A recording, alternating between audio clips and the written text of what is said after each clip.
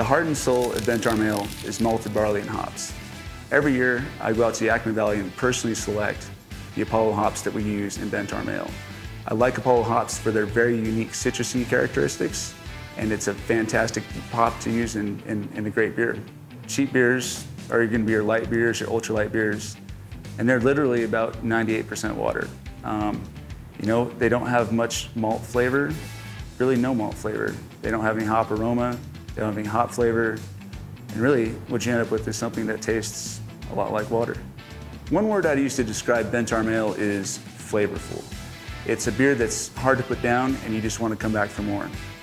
At JR Simplot, we take great pride in producing the Bent Arm Ale product. We start out with the highest quality ingredients, starting with potatoes and of course the beer. If you love the taste of a good craft beer, you're gonna love our Bent Arm Ale French fries.